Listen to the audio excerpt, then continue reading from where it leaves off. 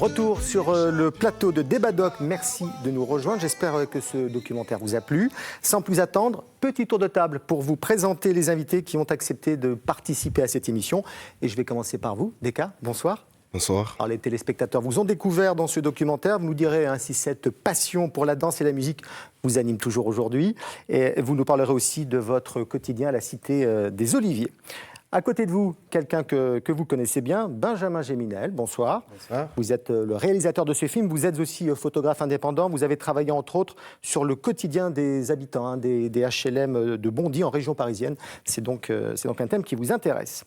Samia Ghali est avec nous. Bonsoir. Bonsoir madame, vous êtes sénatrice des Bouches-du-Rhône. Les téléspectateurs et les Marseillais vous connaissent bien puisque vous interpellez depuis des années les différents gouvernements afin qu'ils prennent à bras-le-corps la flambée de violence dans les quartiers nord de Marseille. De l'autre côté de la table, Aurélie Moulin. Bonsoir madame. Bonsoir. Vous êtes la directrice du centre social Agora La Busserine dans le 14e arrondissement de la ville, mais vous êtes aussi professeure d'histoire au collège Édouard Manet. Vous faites beaucoup de choses pour les jeunes et nous parlerons avec vous de la vie associative dans ce quartier et puis des difficultés que vous rencontrez aussi pour maintenir ce lien social. À côté de vous, Muriel Bernard-Raymond. Bonsoir madame. Bonsoir. Vous êtes la directrice du Carburateur à Marseille. C'est un lieu qui a pour objectif de redynamiser le territoire de la Cabucelle en proposant une offre d'accompagnement aux start-up. Vous nous expliquerez comment tout cela fonctionne et puis s'il y a des résultats. Enfin, à vos côtés, Salim Boili. Bonsoir monsieur. Bonsoir. Ancien légionnaire, vous n'avez rien oublié de votre expérience militaire puisqu'en 2001, vous avez créé l'association En Action pour les Nations dont l'objectif est d'inculquer des notions de civisme aux jeunes des quartiers. En 2006, vous vous êtes installé dans la cité Félix Piat à Marseille pour tenter de récupérer les gamins au pied des immeubles. Depuis, vous avez multiplié les actions en leur faveur. Vous nous dresserez peut-être un bilan de votre travail là-bas. Merci à tous d'avoir accepté notre invitation sur le plateau de France 3. Et on va d'abord revenir sur ce documentaire avec vous, Deka, oui. Avec le recul, puisque le film a été tourné en 2016. Êtes-vous satisfait du résultat et a-t-il donné une autre image des quartiers nord ? Oui, déjà, je suis satisfait du résultat du film. Ça a été une très belle expérience. Et je pense par rapport à ce qui vient des quartiers nord, ça pourrait être aussi en même temps un exemple. Et aussi que dans la vie, on peut toujours... faut pas lâcher l'affaire et il faut toujours persévérer pour aller au-delà de ce qu'on aime faire, que ce soit... Il n'y a pas que la musique, ça peut être un boulot, n'importe quel type de travail, ou même de la peinture ou autre, mais de persévérer, c'est le but. C'est important. Votre objectif professionnel est toujours le même, c'est la danse, la musique, vous n'avez pas changé d'avis face aux difficultés ? Non, c'est toujours le même, mais limite, j'ai envie de vous dire que je suis né pour faire ça. Je ne sais pas faire autre chose vraiment que ça. Parce que c'est vous le dites dans le documentaire, dès le départ, c'est quelque chose qui vous anime. C'est quelque chose de fort. Et j'espère aller aussi plus loin que je le suis déjà là, aujourd'hui. Alors justement, qu'est-ce que vous faites aujourd'hui sur le plan professionnel ? Sur le plan professionnel, je suis intérimaire chez Amazon et des fois je passe un peu là-bas pour essayer quand même de gagner ma vie et en même temps essayer d'investir aussi dans la musique, parce que dans la musique il faut aussi des nouveaux matos, il faut aussi de nouveaux trucs, vu que je suis chanteur, beatmaker, interprète et danseur à la fois. Donc certaines choses qu'il faut mettre en place et pour pouvoir toujours toucher une certaine qualité de musique sonore. Est-ce qu'il existe un réseau de musiciens ? Parce que des groupes de rap, par exemple, il y en a beaucoup à Marseille. Est-ce qu'il y a une entraide ? À Marseille, c'est un peu... de mon point de vue, moi, c'est un peu compliqué parce qu'il faut voir les bonnes personnes, en fait. Du coup, quand on ne connaît pas les bonnes personnes, c'est compliqué. Donc, sinon, après, entre nous, chanteurs des gens de quartier, on s'entraide, mais on a besoin de quelque chose qui nous booste un peu plus et voilà. Benjamin Géminel, comment s'est déroulée cette rencontre avec Decca? Comment l'avez-vous choisi pour votre film? Moi, France 2 m'a donné la possibilité à un moment de faire un film. C'est mon premier film, en fait. Et moi, je viens aussi de banlieue, mais la banlieue parisienne. Et depuis toujours, moi, c'est le sujet qui me tient à cœur. J'ai été photographe beaucoup en banlieue, en Seine-Saint-Denis. Moi, je viens de Nanterre. Et depuis que je suis au collège, je me suis rendu compte qu'il y a vraiment deux mondes, en fait, qui ne se parlent pas, quoi, entre ce que moi, j'ai vécu au collège à Nanterre et ce que j'ai pu vivre plus tard dans des villes un peu plus riches. Je me suis dit qu'il y avait deux mondes qui ne se connaissaient pas et je m'étais promis de parler un jour, si un jour on me donnait la parole, de ne pas oublier la 5e B, en fait. J'étais au collège Victor Hugo à Nanterre, 5e B. Parce qu'il y a des similitudes entre la banlieue parisienne, Paris et les quartiers nord, et puis Marseille, quartier sud. Oui, moi je trouve qu'il y a énormément de similitudes. C'est toujours le même principe. Moi, à part ici à Marseille, où il y a aussi des pauvres en centre-ville, mais il y a aussi ce phénomène les pauvres se retrouvent en dehors de la ville, parqués, avec des transports compliqués pour aller en centre-ville, et deux mondes qui s'éloignent de plus en plus, moi je trouve. Alors justement, on va parler de ces mondes qui s'éloignent. On va revoir un moment du documentaire où vous êtes confronté, Decca, à Ennio Greco, c'est le co-directeur du Ballet National de Marseille, et il a le sentiment que vous ne serez pas tout à fait prêt le jour J. On le revoit, cet extrait. C'est pas sérieux, ça fait 3 jours qu'il essaie de faire un filage. Alors, vous n'avez pas la musique, c'est pas enchaîné, donc il n'y a pas de logique continue. Vous voyez, c'est tout un trajet que je dois essayer de comprendre. Je vois c'est quoi, mais juste le truc. Oui, mais là, la chorégraphie, vous ne la connaissez pas encore. Et on doit tendre là pour savoir que vous prenez les pas, pour imaginer qu'est-ce que c'est. Je pense qu'on a loupé des passages là. En plus, aujourd'hui, c'est mercredi. Est-ce que vous l'avez prêt pour vendredi? Déjà, demain, on est là toute la journée. Le mix, il sera fini demain et la chorale sera finie demain. On n'a jamais accordé cette facilité à personne, quoi. C'est quelqu'un là où, pour moi, cette flexibilité, et là, c'est 2 jours avant une première. Il y a quand même des priorités, quoi. C'est aussi à vous de faire un choix, de cerner ça, quoi. J'ai peur qu'on n'est pas prêt pour samedi. Hein. Vous avez pensé à quoi, Decca, à ce moment-là? Vous doutiez? À ce moment-là, oui, je doutais un peu. Et dans ma tête, j'étais plus dans la réflexion où je me disais, je pense que j'avais le pressentiment comme ça on allait arrêter, que vu qu'on n'était pas prêt pour pour le jour J, oui. Ouais, pour le jour J. Du coup... Et c'était lié à quoi, ce décalage? Ils vous demandaient de venir à l'heure, vous ne veniez pas à l'heure? Non. C'était lié à quoi? C'était une adaptation qui n'était pas bonne?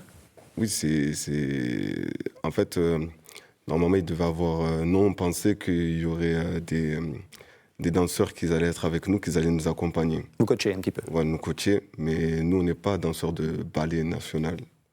Et du coup, nous, on est venus à la salle.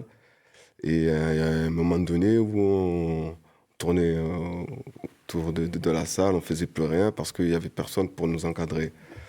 Et du coup, on commence à s'ennuyer, on commence à faire 2-3 petites répètes par-ci par-là, jusqu'au moment où Emio a vu la Corée et il a vu qu'elle n'était pas assez prête. Et du coup... il vous a mis la pression. Hein. Ouais, il nous a grave mis la pression. Et ça a fonctionné, ça a fonctionné. Oui, ça a fonctionné. Et du coup, il nous a envoyé un danseur pour nous encadrer. Et de là, c'est parti. Et on a commencé à faire la choré comme il fallait. Comme il fallait. Et après, on a fait l'événement comme prévu. Ouais, vous avez fait le job le jour J, comme on dit. J'aimerais avoir un avis un petit peu par rapport à cet extrait. Samia Ghali, c'est aussi l'illustration de deux mondes qui se côtoient. De demande, non, ils ne se côtoient pas, ils se croisent, mais ils ne se côtoient pas. C'est bien juste ça. Ils se côtoient juste ce jour-là. Presque le malheur, c'est malheureusement que vous avez des talents et que ces talents-là, on ne les met pas en lumière. Et je dirais presque que le vrai mal, en fait, de cette situation, c'est que lorsqu'on vient de ces quartiers-là, on considère que c'est plus de la culture, ça devient de la politique de la ville ou de l'insertion. Et lorsque vous êtes de l'autre côté, vous êtes dans la culture. Alors que la culture, elle doit être partout, elle n'a pas de frontières.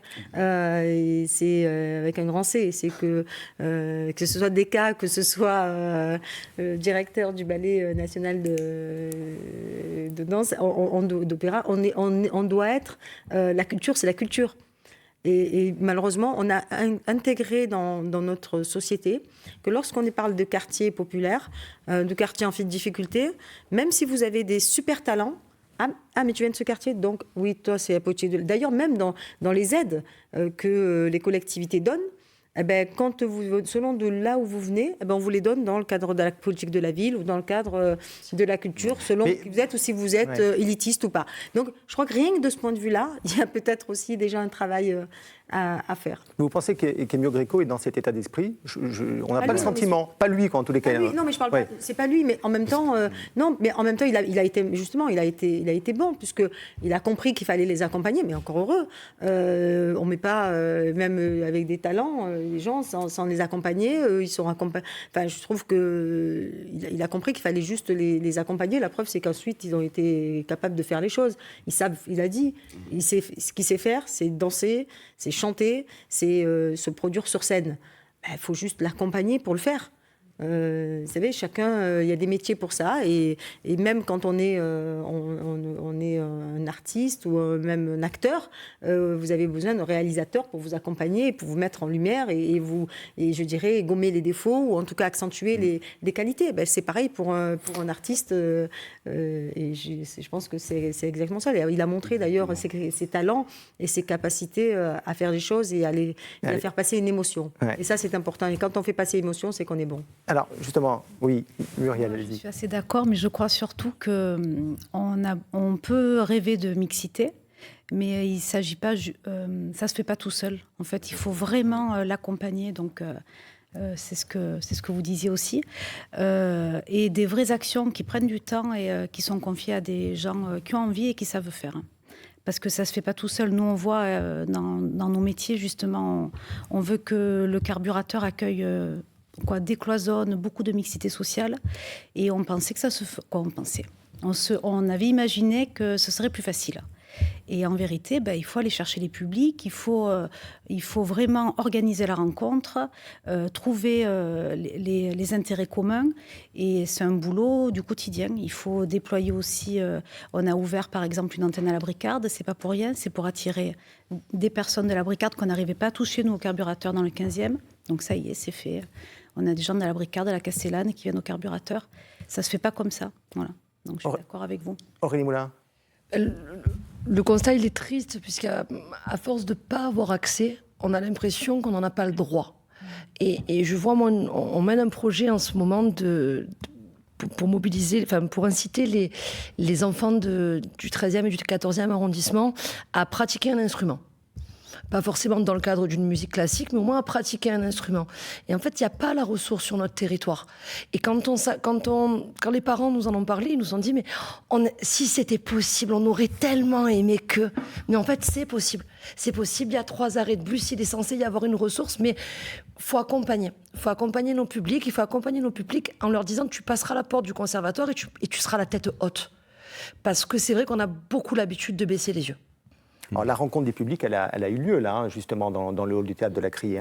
J'aimerais avoir votre avis. Franchement, c'est bien ce problème. Moi, j'ai marqué, il a dit, la priorité, il faut savoir ce que tu veux. En fait, moi, je suis né comme ça, quand je suis rentré à la Légion. Salim, il faut savoir ce que tu veux. Le choix que tu vas faire aujourd'hui va déterminer ce que tu seras demain. Moi, je suis anti-victimisation. Parce que je ne veux pas rentrer dans la plainte ou la complainte. Si je suis un danseur, c'est à moi de prouver que je le suis. Je pense qu'il le montre, il le montre très bien. On n'a pas besoin de le caresser dans le sens du poil. Quand il monte sur le podium, c'est à lui de prouver. Ce gars-là, c'est un professionnel de danse et il a été très sérieux avec lui. Il a dit, écoute, fiston, si tu veux que ça marche, arrive à l'heure. On ne parle même pas de culture, là. On parle d'un comportement, d'un de état base. d'esprit. Viens à l'heure. Moi, je fais mon job, fais le tien. On va tout faire pour que ça marche. On te met un journaliste, la caméra, ouvrez les portes, puis l'affaire, elle est bouclée, quoi. Deka, aujourd'hui, dans quel état d'esprit vous êtes? Dans un état d'esprit positif. Ça vous a aidé, justement, ce coaching ça m'a beaucoup aidé. des gens du Ballet National de Marseille? Oui, ça m'a beaucoup aidé. J'ai pu voir les danseurs, comment ils étaient encadrés aussi, comment c'était structuré aussi. Ça m'a aidé, mais beaucoup dans le côté de la danse, que je joue côté chant du coup. Et voilà. Donc je fais plus attention à l'organisation de mes futurs projets en tout cas. Et j'essaie de toujours respecter ça, en tout cas du moins que je peux. Juste quand même, Oui. parce que je pense qu'à un moment, il ne faut pas non plus demander parce qu'on vient, enfin moi je me permets de le dire, parce qu'à un moment, ras-le-bol aussi de considérer que parce qu'on vient d'un quartier, on doit se tenir tac-à-route, parfait. C'est un artiste. Voilà. Et des artistes, malheureusement, ils ne sont pas carrés. Les artistes, ils sont des artistes, c'est-à-dire que des fois, vous en avez des grands aujourd'hui, pourtant ils n'arrivent pas à l'heure, ils font des caprices, c'est aussi tout ça, c'est les artistes. Donc je crois qu'à un moment, il faut aussi, il a bien compris le prof, parce il leur a dit, voilà, écoutez, je sens qu'on n'est pas prêt, mais à la limite, lui-même a fait comprendre son angoisse, il était angoissé lui-même déjà, c'est-à-dire comment on fait, c'est nous, comment on fait là, on n'est pas bon, et puis il a repris les choses en main. C'est ça, parce qu'il a eu affaire, il a compris qu'il avait des artistes en face de lui, il a vu qu'il n'avait pas...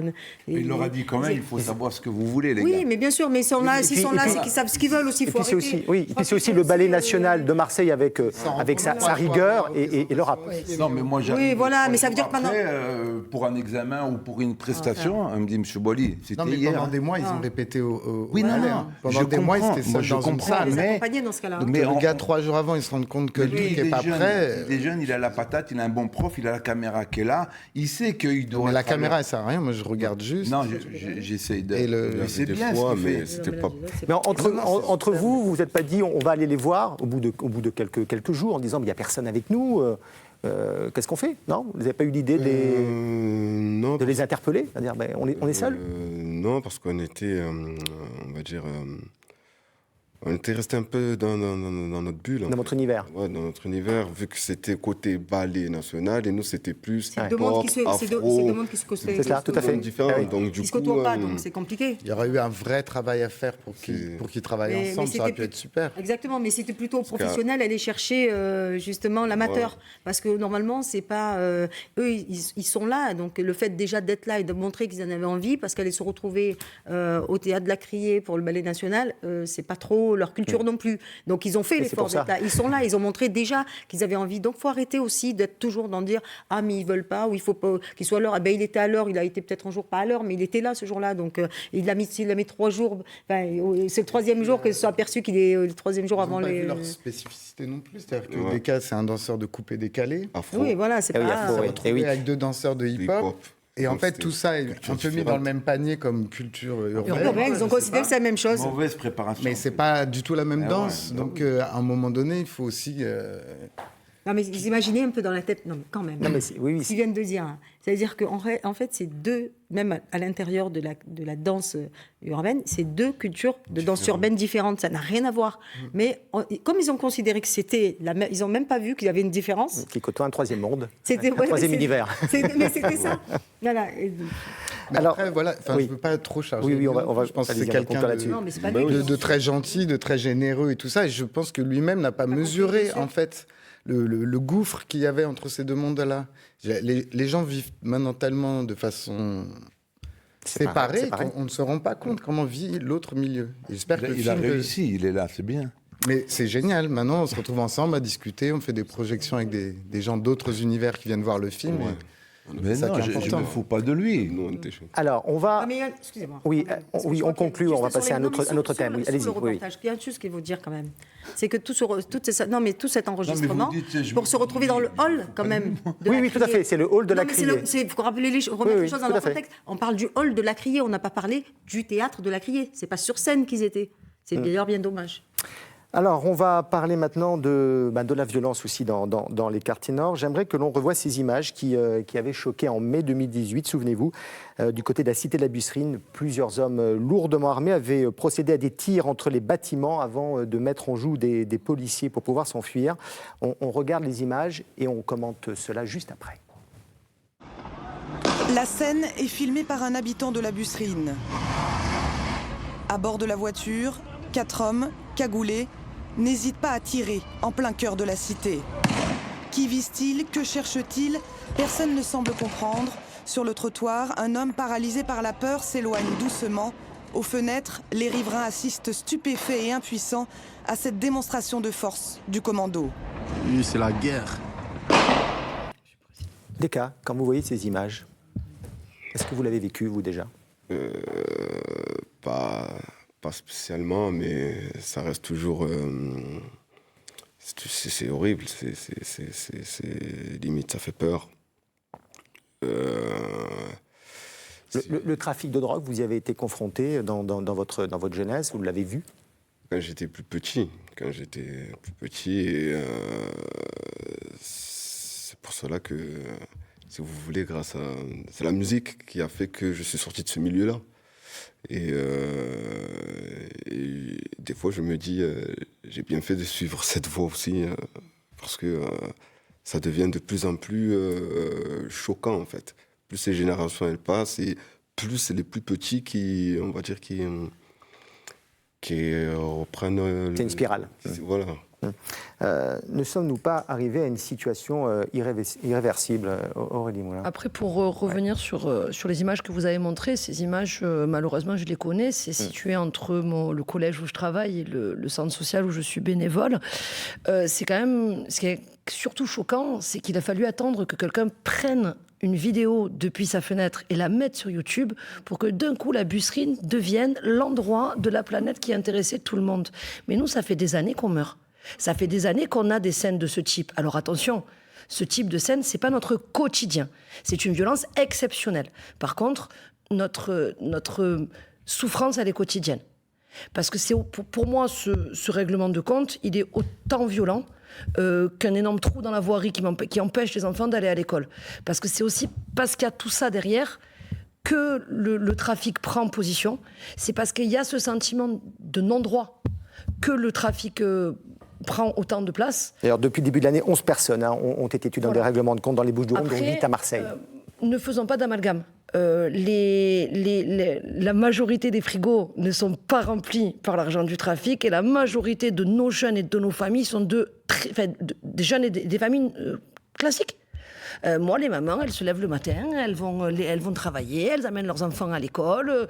Voilà, les enfants évoluent d'entre des activités. Voilà, c'est présent, c'est dommage parce que c'est un modèle face auquel on a du mal à lutter. Mais c'est pas notre réalité. Notre réalité, c'est des familles, c'est des espaces de vie, c'est des écoles. Et malheureusement, on doit survivre au milieu de la violence. Samy Ghali, en 2012, vous réclamiez l'armée pour lutter contre le trafic de drogue. Manuel Valls, qui était ministre de l'Intérieur à l'époque, avait refusé. Est-ce toujours d'actualité et est-ce une proposition que vous feriez aujourd'hui à Christophe Castaner? Moi, je réitère, en tout cas, je n'enlève rien à ce que j'ai dit. Vous savez, je ne lève aucun mot de ce que j'ai dit parce que lorsque vous l'avez montré dans l'image, des jeunes avec des armes de guerre qui tirent partout. Vous ne savez pas où ça peut atterrir. Heureusement, il y a pas ce jour-là, mais en d'autres jours, il y a quand même des balles qui ont atterri dans des chambres à coucher, qui ont atterri dans des cuisines. Il y a eu des gens qui se sont pris des balles perdues, qui sont aujourd'hui blessés par balles et qui sont handicapés. Il y en a qui en sont morts. Donc on fait comme si... Mais c'est la réalité. Et même si ça arrive, c'est pas un quotidien, mais même une fois, c'est une fois de trop. Parce que quand on arrive à ce niveau-là, ça montre qu'il n'y a plus d'impunité, il n'y a plus de peur. Alors oui, moi j'ai demandé une certaine mesure, parce qu'à ce moment-là, il n'y avait plus rien. Il n'y avait plus de policiers, il n'y avait plus rien. Et ce que dit Aurélie, c'est une réalité, c'est-à-dire que les gens étaient livrés à eux-mêmes. C'est-à-dire que malheureusement, la prison, c'est pas celle des Baumettes ou de Luynes, ce sont les cités qui sont des prisons à ciel ouvert, parce que ce sont les gens qui habitent, qui eux sont prisonniers d'une situation qu'ils n'ont pas choisie, qui subissent. Et il y a une majorité, heureusement, de gens qui essayent de vivre, de survivre par moment. Quand vous entendez des cas vous dire, moi, la musique m'a aidé à m'en sortir, tant mieux. Mais il a raison sur un point, c'est qu'aujourd'hui, la délinquance, elle est de plus en plus juvénile et malheureusement est de plus en plus forte et de plus en plus prégnante. Et que si on ne met pas les moyens... Alors, la question, bien sûr... Alors, les moyens, la police de sécurité du quotidien, dans les quartiers nord, 15 à 30 policiers depuis septembre 18. Non, ça, c'est pas vrai. Ça, je vais vous dire, moi, j'ai demandé... Moi, je suis pour l'approche globale. Parce que l'approche globale a commencé à porter ses fruits. Et, je ne sais pas, Aurélie pourra en dire deux mots, mais moi, je considérais que l'approche globale, c'était bien, parce que d'abord, on avait des services, bien sûr, de police municipale, police nationale, toute la police dans son ensemble, mais il y avait surtout les centres sociaux, l'éducation nationale, tous les acteurs du quotidien qui étaient dans ces quartiers, qui œuvrent, parce que le pôle emploi, parce que la question de l'emploi, la formation, tout ça, ça doit aller ensemble. Les centres sociaux, justement, il y a eu une diminution des budgets, c'est aussi la disparition des centres sociaux qui de toute façon, ont des conséquences directes. Les collectivités territoriales se désengagent de ces territoires-là en levant la pancarte de l'insécurité. Pour vous donner un exemple, fermeture d'une crèche d'accueil des moins de 3 ans, donc d'une crèche, fermeture d'une crèche, motif énoncé, mise en danger du personnel, absence de sécurité nécessaire au maintien de l'établissement. Mais les enfants qui vivent sur ce territoire, mais les adolescents qui grandissent, les familles, dans ce cas-là, elles sont en danger elles aussi. Donc si vous fermez un lieu parce qu'il n'est pas assez sécurisé, déplacez le quartier. Salim Bouali, l'armée dans les quartiers, qui était la proposition à l'époque de Samia Ghali, vous qui avez fait l'armée justement, qu'est-ce que vous en pensez ? On a enlevé l'armée, on a enlevé un cadre de vie, on a enlevé un état d'esprit. L'armée, c'est fait pour construire quelqu'un. Aujourd'hui, quelqu'un qui a 30 ans, il a du mal à faire vider la poubelle et puis faire son lit, quoi. C'est toujours la maman qui descend qui a 80 balais, quoi. Donc à un moment, il faut arrêter. L'armée, elle a quelque chose de très bien. D'abord, les gens, ils apprennent à se connaître. Les gens, ils sont confrontés à une réalité. On a découvert à travers l'armée combien de gens, franchement, ils ont découvert leur qualité, que ce soit morale, mentale, psychologique ou intellectuelle. C'est incroyable. Moi, je parle de la Légion, on est 160 nationalités à la Légion qui viennent de tous les pays. Le clochard de base, et puis même un membre de la famille princière de Monaco. Il y a des docteurs, il y a des députés, il y a tout à la Légion. Quand on rentre, on change de nom et on change de pays. Le starting block, il est pour tout le monde pareil. Mais la Légion, quand elle tend la main, elle encadre la personne jusqu'au bout, mais il y a un jeu. Si tu veux qu'on t'aide, il faut que tu fasses ta partie. Il donne 5 ans de sa vie à l'armée française et au pays, au péril de sa vie, mais quand il ressort, moi, j'ai jamais vu un légionnaire sortir de la Légion sans être, en ayant un état d'esprit et une stratégie de vie. Donc, le retrait du service militaire, c'est la chose la plus horrible. C'est Manuel Valls. Le retour du service national universel, est-ce que ça peut être une solution pour justement souder les... Le problème, c'est qu'ils ont mis beaucoup d'argent pour essayer le centre instruction civique, etc. Non, c'est le service national qui a besoin d'être. C'est pas en mettant quelqu'un avec une tenue de combat et puis un béret et le mettre devant la gare de Saint-Charles à faire la sécurité des passants. Le service militaire est quelque chose d'inévitable aujourd'hui dans notre pays. Alors justement, Salim Bouali, au cœur de votre action est organisé chaque été depuis 2010 un camp de vacances aux côtés de légionnaires sur la base nautique du 2e régiment étranger de parachutistes à Calvi, en Haute-Corse. On va voir dans un instant un extrait du reportage réalisé en 2015 et on en reparle tout de suite après. Allez, réveille, réveille. Allez, debout. C'est l'heure du réveil. Tu veux les cafés? Allez. Il est 5 heures. Allez, dans 10 minutes, on est parti. Allez, enlève-moi ça. Allez, et pour ces jeunes, les instructeurs de la Légion étrangère ont réservé quelques surprises. Allez, les autres, en position. Allez, en position pour les pompes. C'est parti, on y va, on y va, on y va. 1, 2, 3, 4, 10. Certains d'entre eux n'ont même pas eu le temps de s'habiller. Debout. Assis. Allez, on y va. Et c'est parti pour 1 heure de footing à travers les dunes de sable. Allez, go, go, go, on y va. Moi, je le porte. Non, c'est lui qui va se porter. Ah, j'en peux plus. Ça alerte, j'en peux plus.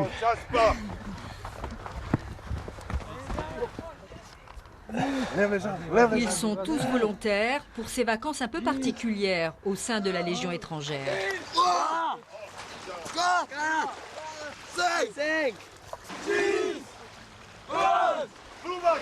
10 garçons de 15 à 23 ans. Je la trouve bien. Il faut monter bien. À point. Est-ce que vous êtes motivé? Oui. Hein? Oui. Oui? Non? Oui. Allez, on y va. Qui ont accepté de rompre avec leurs habitudes des quartiers nord marseillais. Les gars, ok, très bien. Premier test, c'est le plus dur. Après, les doigts dans le nez. Vous avez été un bloc. Même si on pète, même si on explose, vous avez été un bloc. Ongawa! Honneur et fidélité! Ongawa! Honneur et fidélité! Salim Boily, ça n'a pas l'air facile. Hein. L'objectif, c'est quoi? C'est de leur faire entrevoir un autre horizon? C'est une sorte de quête de soi? Pour faire ça, il faut avoir la confiance, même pas des papas, des mamans. Parce qu'une maman, elle ne lâche pas son fils comme ça, entre les mains d'un fou. Donc on n'est pas fou, on est structuré dans nos têtes et dans notre cœur. D'abord, pour faire ça, il faut aimer les gens. Si un chien, quand il ne se sent pas aimé, il aboie. Donc, eux, ils nous mordent. Je peux m'appeler Salim, être berbère, chaoui, ils s'en foutent. Là, on est contre un groupe qui devient une meute quand ils se sont attaqués. Et les mamans, c'est OK. Là, il n'y a pas des filles, mais on a réussi aussi à prendre les filles. Vous ne pouvez pas vous imaginer la cohésion. Vous savez, quand les gens ils ont confiance, vous pouvez leur demander beaucoup. D'ailleurs, sans leur demander, c'est eux. Tonton, il est 6 heures, il y a le café pour toi. Ça devient un tonton avec des jeunes. Et dedans, il y en a qui sont sortis de prison. Dedans, le juge a accepté, avec le préfet à l'époque, c'était Nunez, de pouvoir les amener. Ils sont tous volontaires, ces jeunes. Hein. Ils sont tous volontaires. Et là, il y a des Comoriens, Algériens, Marocains, etc. Mais quand ils ont été encadrés par les légionnaires, ils ont trouvé des Péruviens, des Italiens, des Libanais, des Portoricains. Ils ont trouvé des gens de toutes les nations qui étaient dans la même configuration de vie que eux. Mais la différence entre eux et les légionnaires, c'est qu'à un moment, les légionnaires, ils ont décidé de faire un pas pour s'en sortir. Et il y a un prix. Nous, on est là pour les encadrer, mais je ne ferai jamais, moi, le premier pas. C'est à lui de le faire. Après, dès qu'il fait le premier pas, tonton, il est là pour lui. Deka, quand vous voyez ces images, c'est quelque chose que vous auriez pu imaginer à titre personnel si vous aviez dû faire un stage au sein de l'armée? Je trouve ça déjà très bien pour la part de monsieur. Mais en même temps, moi, personnellement, l'armée, regardez comment je suis, c'est pas trop... le service militaire a disparu, donc de toute façon, vous ne l'avez pas fait. Mais je pense que tout est dans la tête. Exactement. Et quand on veut faire quelque chose, il faut y aller. Vous savez, vous ne pouvez pas imaginer le cerveau, en fait, ce qu'il peut faire quand vous êtes déterminé à faire quelque chose. Donc, quelque part, je trouve ça très bien. Mais moi, à titre personnel... Qu'est-ce que ça leur apporte, ces jeunes? En fait, là, ce qui est bien dans ça, c'est que le plus fort et le plus costaud à la Légion, il y a des épreuves exprès pour que lui réalise qu'il ne peut rien faire. Un exemple stupide, il y a un mur, il y a un trou, il n'y a que l'Asiatique qui va passer dans le trou. Le gros costaud, il reste dehors et il ne pourra pas manger. Vous voyez ce que je veux dire? Donc, 1, le travail d'unité. 3, la cohésion. On n'a pas égard à la couleur ou à la nationalité ou à la religion. On est 1 + 1 = 1. Pas 2, 1, c'est-à-dire qu'on s'aime ensemble pour avancer dans le bon sens. Alors, vous avez fondé le Centre d'instruction civique. Quelle est sa mission? Alors, le Centre d'instruction civique, tout était prêt. On a eu un bon chèque à l'époque par le préfet Nunez de 130 000 €. Franchement, je le dis parce que c'est lui qui nous a soutenus et le général de la Légion qui nous a ouvert gracieusement le 2e rep. Et puis la Guyane, malheureusement, juste avant de partir, j'ai fait une mort subite. Et puis mon cœur s'est arrêté 30 minutes. Par la grâce de Dieu, je suis revenu à la vie. Donc j'étais incapable de m'occuper de moi. J'avais 4 ans quand je suis revenu dans le coma. Mais ce qui m'a fortifié justement, c'est ces jeunes, les amis, Quand ils m'ont vu complètement out of Africa, en fait, vous ne pouvez pas vous imaginer lorsque vous vous sentez soutenu. À plus forte raison, nous, adultes, si on ne soutient pas ces jeunes-là, soutenir, ça ne veut pas dire les laisser faire ce qu'ils veulent. Hein. Qu'est-ce qu'ils sont devenus après? Vous avez eu des retours? Alors, franchement, je suis content. Il y a des filles qui sont rentrées à la police nationale, municipale. Il y en a qui sont rentrées à la Légion. Il y en a postillés.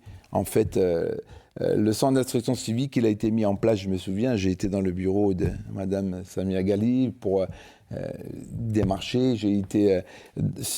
c'est là notre point central. Il faut s'occuper de nos jeunes, mais pas les alité. C'est pas des enfants. Un voleur, il sait qu'il vole, vous n'avez pas besoin de lui dire. Un drogué, il sait qu'il se drogue. Là, quand ils sont venus à la Légion au 2e ray, particulièrement, ils n'avaient pas le choix. Le plus dur, le plus McDo, tout ce que tu peux imaginer, il était au pied du mur. Et c'est ça qui a fait la force de ces jeunes. Aurélie Moulin, on va parler de votre travail en tant que professeur d'histoire au collège Édouard Manet, mais aussi en tant que présidente du centre social Agora à la Busserine. Alors nous allons voir un reportage réalisé il y a quelques années par une de nos équipes, Peggy Moget et Salah Grabi. Ils vous avaient suivi. On en regarde un extrait et vous nous direz si votre quotidien a changé ou pas. La Busserine, à quelques kilomètres de la Canebière. Une des innombrables cités des quartiers nord de Marseille. Une banlieue dans la ville. 12 000 habitants, 40% de chômage. Au cœur du quartier, le collège Édouard Manet. Un établissement classé zone d'éducation prioritaire. Des façades fatiguées, des élèves réputés difficiles.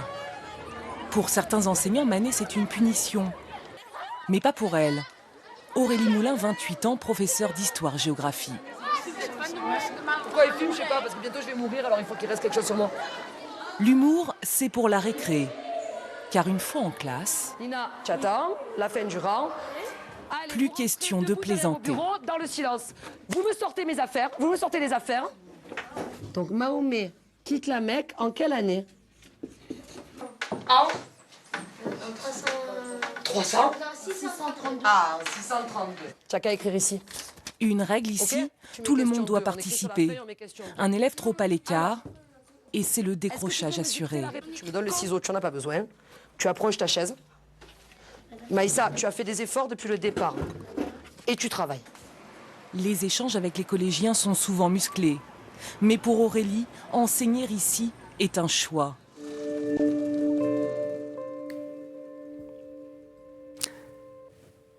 Ces ateliers d'écriture sont indispensables? Alors les ateliers d'écriture, ils sont nés d'un constat simple. Il n'y avait rien qui était fait à ce moment-là pour les jeunes qui voulaient pour les jeunes qui voulaient écrire, qui voulaient faire du rap et du hip-hop, parce que le rap et le hip-hop, c'était pas considéré comme sérieux. Et c'est vrai qu'on m'a demandé, moi j'ai dit oui, parce que c'était mon domaine aussi, que ça me plaisait. Et je me suis retrouvée avec des enfants qui allaient jamais écrire et qui de toute façon n'aimaient pas l'école, qui passaient leur mercredi après-midi assis à une table à écrire, mais parce que c'était pas pareil. Et au final, on a eu beaucoup de réussite. La langue, c'est souvent un obstacle? À cette époque, oui et non. Par rapport à ces images, qui ont quand même une dizaine d'années, le quartier s'est paupérisé. À cette époque-là, j'avais des classes de 17 élèves. Vous voyez, c'est des petites classes. Aujourd'hui, j'ai des classes de 28.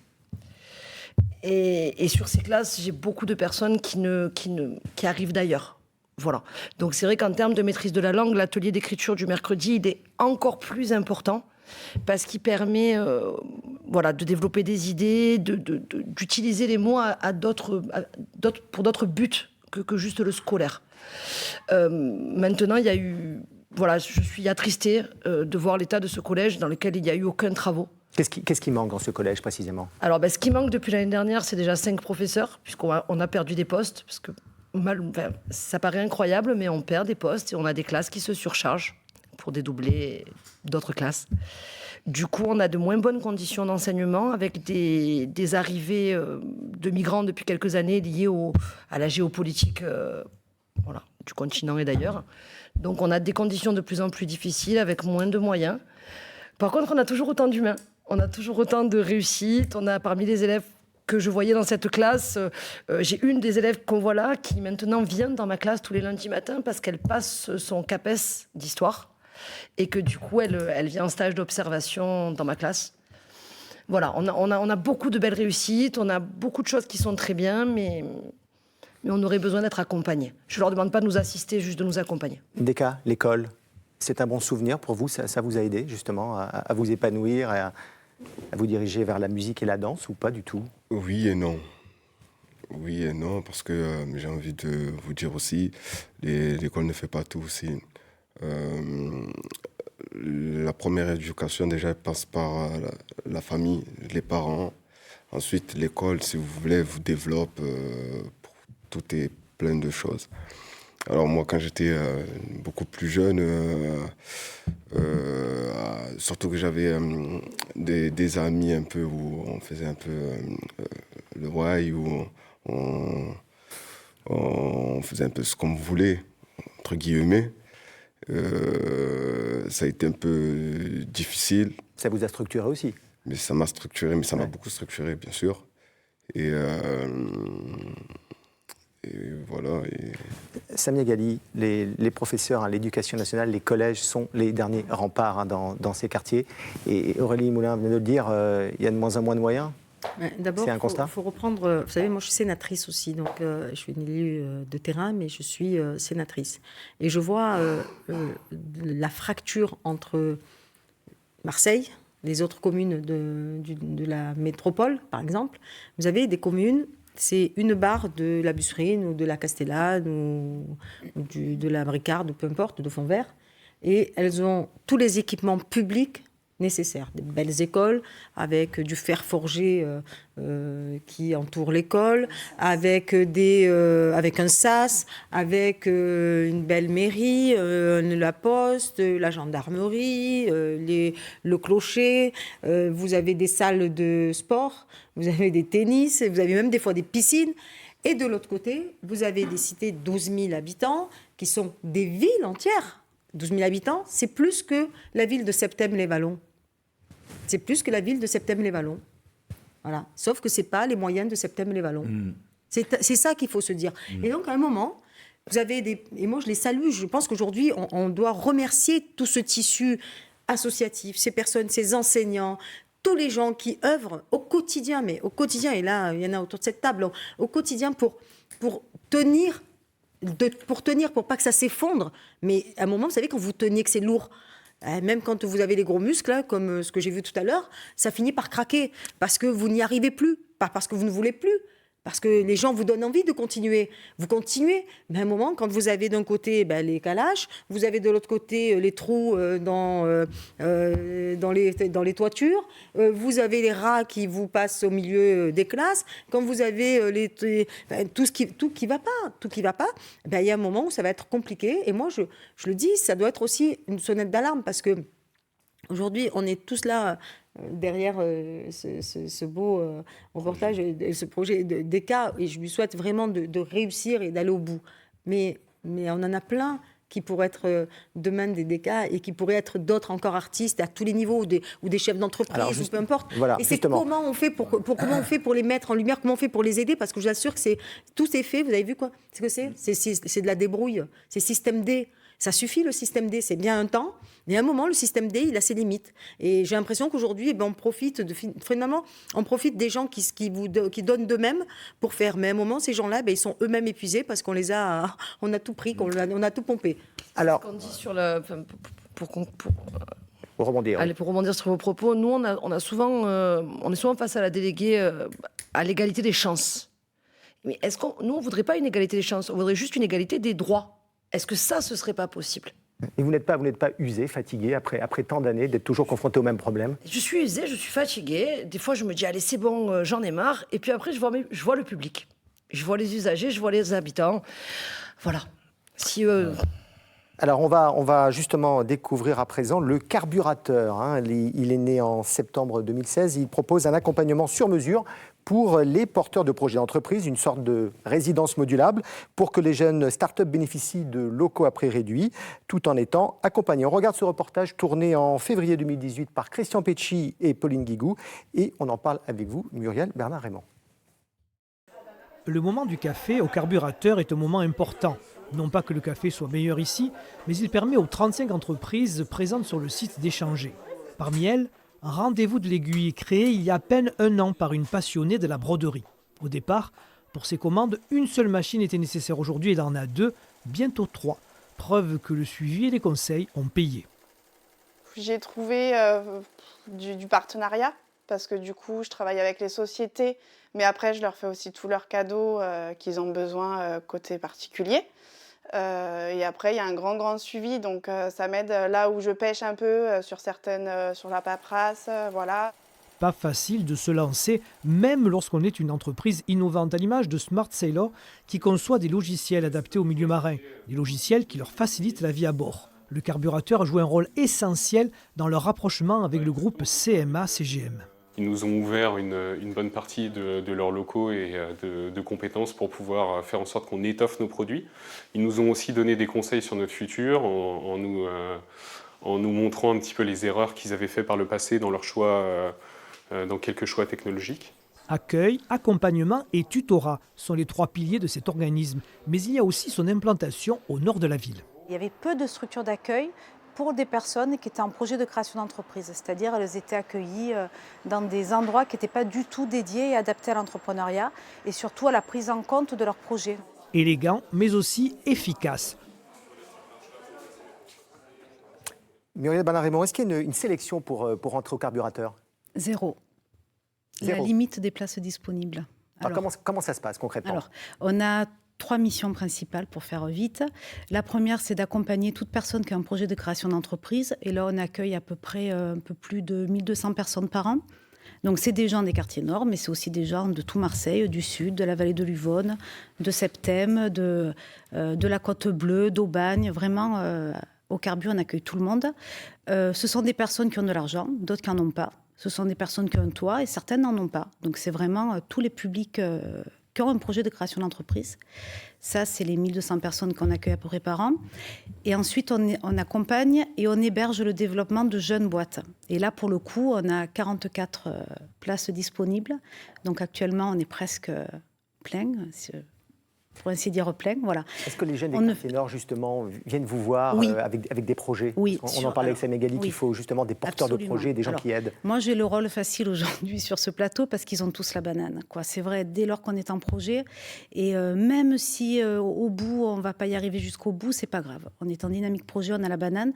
Donc c'est vrai qu'on voit passer des gens qui sont vraiment très motivés et qui ont envie d'y croire à fond et qui ont le sourire jusqu'aux oreilles. Voilà.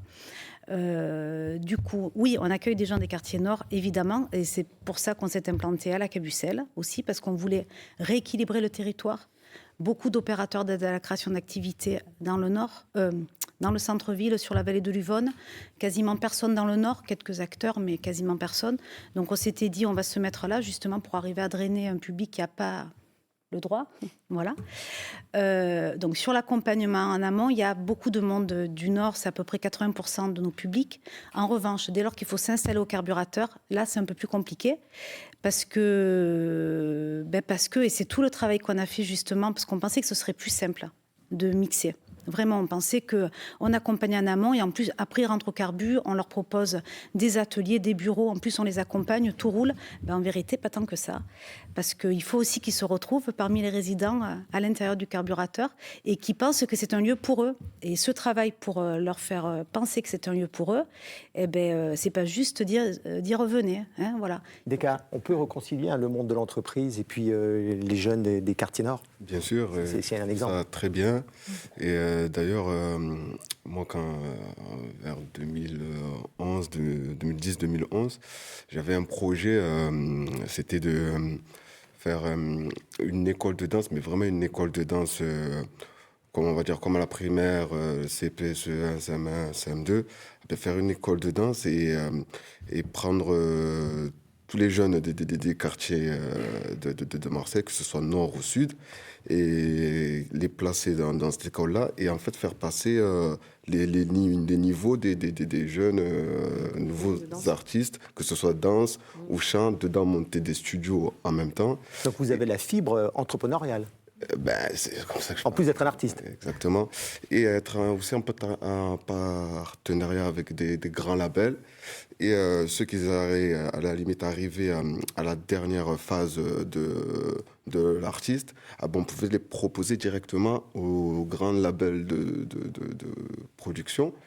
Et ça va encourager aussi à ceux qui viennent de démarrer, de dire, voilà, si tu continues dans cette voie-là, tu as aussi l'opportunité de passer comme tel artiste qu'aujourd'hui remplit des salles, tout ça, c'est un exemple. J'étais plus dans ce truc-là d'entreprise que je rêvais. C'est quelqu'un que vous pourriez accueillir, Deka ? Oui, absolument. Au sein du Carburateur ? Donc, tu es le bienvenu au Carburateur. Mais pour aller un peu plus loin de ce que je disais, maintenant, on y est arrivé. Dans cette mixité, et autant sociale, d'origine, des diplômes, toute mixité confondue. Autant de filles que de garçons ? Alors, on a plus de garçons que de filles. Ça, c'est encore difficile. Et on est à peu près dans la stat nationale, mais c'est quand même, il y a plus de créateurs. Les femmes se censurent davantage.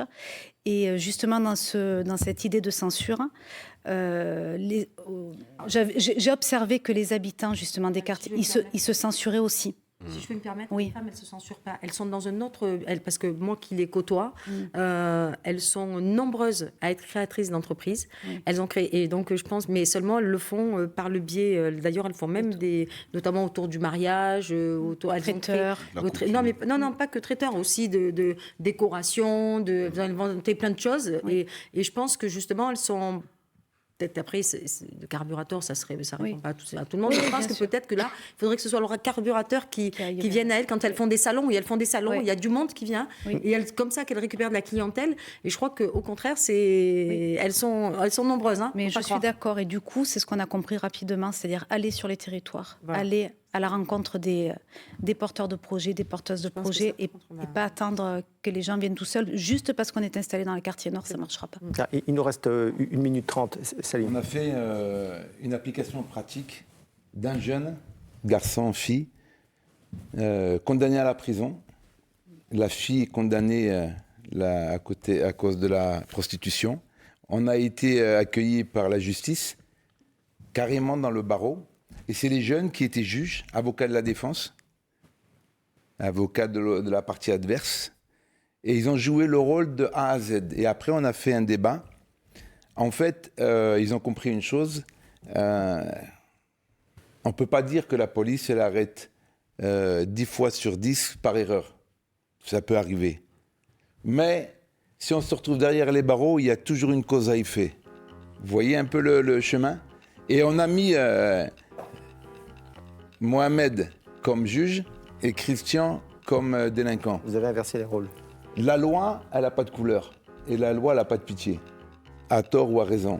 Pour finaliser, on a eu 2 jeunes quand même de Félix Piat qui ont été à l'école de commerce de Kedj, à Lumini. Je vais être obligé de vous interrompre, Salim. Mais voilà, l'émission touche à sa fin. Merci à vous 6 d'avoir participé à cette émission. J'espère qu'elle aura fait un peu avancer le débat. À la réalisation, Bernard Perrin. À la rédaction en chef, Thierry Valero. Merci de votre fidélité. Belle nuit à toutes et à tous. Et à très bientôt sur France 3.